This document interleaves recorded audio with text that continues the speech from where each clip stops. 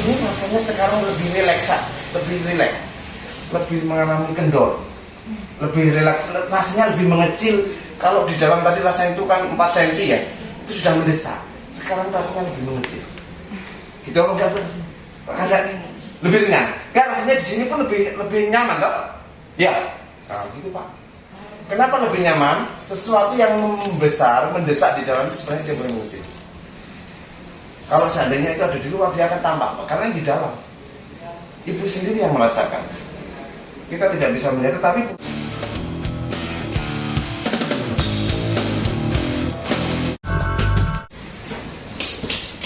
nggak pernah tinggi ya Bu ya?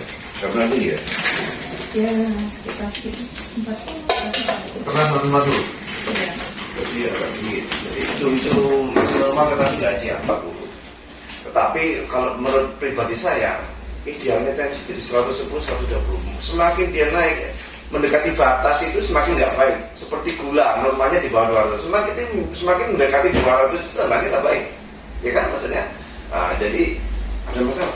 Itu sebenarnya ada hubungan dengan penyakit itu. Ada hubungannya dengan penyakit itu yang katanya miom. Miomnya ada di kanan. Ibu merasa sakit perutnya di sebelah kanan. Bawah sini. Kanan, sebelah kanan. Iya. Ya. Saya bukannya tukang tebak, enggak. Ada ilmunya Bu. Begitu melihat fisik ibu itu ada kelainan. Yang itu nggak bisa difoto, nggak bisa dilabkan. Sesungguhnya Bu, miom itu bukan daging tumbuh, bukan. Kalau teori saya, kan ciptaan Allah itu sempurna, tidak tiba-tiba murah-murah tumbuh. Nah, tapi ada sebab seperti mobil itu ada bensin, ada oli, semuanya harus mengalir lancar. Ketika ada yang tersumbat, mobil itu akan bermasalah. Di dalam tubuh kita ada cairan darah dan cairan kita bening. Seperti itu, yang harus mengalir lancar. Ketika ada yang tersumbat, akan muncul benjolan. Sesungguhnya dia karena sumbatan itulah muncul benjolan-benjolan. Benjolannya itu di sisi kanan. Kenapa kok bisa bilang di sisi kanan? Bentuk kaki ibu ini bermasalah. Yang kanan ini melontek. Ilmunya dari sana. Jadi ibarat roda mobil Pak, dia harus simetris kanan kiri kan. Itu namanya sporingnya aman. Ketika mulai melontek ke samping, nanti setirnya banting kiri kalau itu yang kiri yang nggak simetris. Jadi begitu. Kaki ini nggak simetris. Walaupun ibu berusaha begini ya seolah disimetris kan, nggak akan kuat lama. Orang-orang yang kiri. Ini nggak akan kuat lama. Saya tahu ini sedang ibu berubah. Tapi justru itu nggak ketemu penyakit ibu kalau dibuat-buat. Supaya ketemu penyakit itu sudah natural saja. Tapi pun nomor-nomor nanti cenderung akan jatuh ke samping. Jadi yang alami adalah yang ketika saya lihat ibu belum saya beritahu kakinya ibu. Kenapa? Nyerinya di sebelah kanan tak? Cenderung sebelah kanan ya? Iya. Nah, udah itu. Jadi ada bawahnya. Sudah, monggo. Jadi itu tadi diskusi awal. Tapi monggo sekarang diceritakan ya biar saya tahu riwayat sakit ibu. Bagaimana sebelum diketahui mioma uteri kan biasanya itu kalau di medis itu mioma uteri, padahal yang paling sering adalah di uterus atau rahim. Iya. Bahasa untuk rahim. Jadi monggo diceritakan awalnya kapan mulai ada keluhan? Puasa ya? Bulan Ramadan kemarin ya? Enggak. Sebulan yang lalu nggak ya? Iya. Sebulan yang lalu ya. Awalnya keluhannya apa itu? Awalnya keluhannya apa? Pokoknya biasanya mainnya enggak lancar. Oh, mainnya nggak lancar tuh maksudnya nggak sedikit-sedikit itu atau gimana? Maksudnya? Oh, terbalik. Lancar. Maksudnya deres? Iya. Nggak berhenti. Berhenti ya.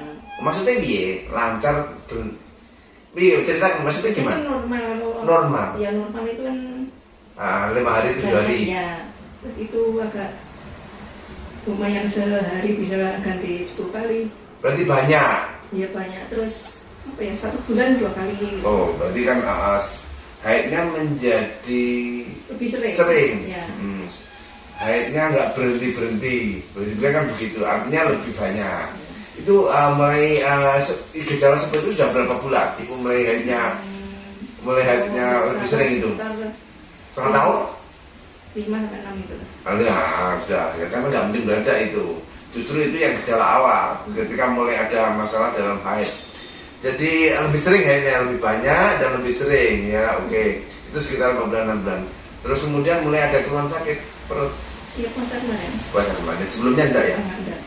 Terus kemudian diperiksakan ke rumah sakit di Probolinggo, di USG atau gimana? Di foto? USG. Ada di bawah kemarin tanya. Terus hasilnya didiagnosa mioma tadi. Sarannya apa rumah sakit? Sudah apa? Operasi? Iya. Iya, dibilangnya itu operasi atau kemoterapi. Bilangnya itu. Itu. Ketika ibu sudah sana ini semakin kelihatan penyakit ibu. Ini Pak. Jadi ini nggak bisa dibohong. Bertanyakan Pak, Bapak merasa Pak? Ini dengan ini nggak simetris. Ini cenderung melontir sampai. Jadi kayak selang. Saluran darah, saluran getah benih itu kayak selang, pipa, selang. Selang itu kalau melontir, airnya nggak ngalir. Ya kan Pak? Selang itu kalau melontir, airnya nggak ngalir. Begitu juga pembuluh getah benih, pembuluh darah. Kalau keplontir, maka dia nggak lancar. Ketika nggak lancar, muncullah benjolan-benjolan jembatan. Kenapa kok saya bilang di kanan saat itu? Karena pasien saya ribuan, dan saya memeriksa begini itu sering. Jadi kenapa orang itu mengalami masalah ini? Jadi masalah itu sebenarnya potensi ada sejak muda. Ibu akan penyakit ibu ini nunggu waktu. Kapan waktu itu akan muncul? Ketika ibu tambah usia, ketika ibu mulai kurang gerak fisik. Ya, kayak selang muntir. Ketika selang itu masih digoyang-goyang, masih bisa ngalir lancar. Artinya ketika bergerak, ketika mulai itu didiamkan, maka sumbatan akan muncul Pak. Jadi penyakit ini bentuk seperti itu sudah ada sejak muda. Hanya akan menimbulkan gangguan penyakit ketika ibu mulai kurang gerak. Makanya orang cenderung tambah usia itu fisiknya melemah. Karena tambah usia cenderung kurang gerak fisik, sehingga darah pun menjadi tidak lancar. Seperti bensin kurang mengalir kalau mobil. Ada bensin tetapi bensinnya nggak lancar, pasti mobil itu kurang bertenaga. Seperti itulah manusia pada umumnya juga begitu. Jadi sudah sebenarnya nanti ketika kita terapi sebenarnya tidak hanya mengatasi masalah pneumonia saja, tapi akan mencegah masalah lain.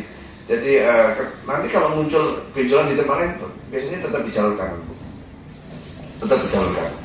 Misalnya muncul bisa saja ini menyebar ke payudara bisa. Kalau jadi gondok dia akan sebelah kanan. Ya, kalau ada masalah di otak pun sebelah kanan. Kalau jadi kanker payudara pun akan di kanan. Tumor payudara pun akan di kanan. Kelenjar pun, ya, di leher pun sisi kanan. Ada masalah di mata pun akan sisi kanan. Karena memang ini tadi pada jalur kanan bermasalah ini. USG, ya. Bentar ya, ini bentar ya, sampai saya, dia ya, sampai saya ya. Nah, kaki tak tekan ini, permisi ya, permisi ya. Ini sama ini sakit mana Bu? Ini sama ini sakit mana? Perasaan ini. Iya, ketiak, permisi Pak, ketiak. Ini situnya. Ini sama ini sakit mana Ibu?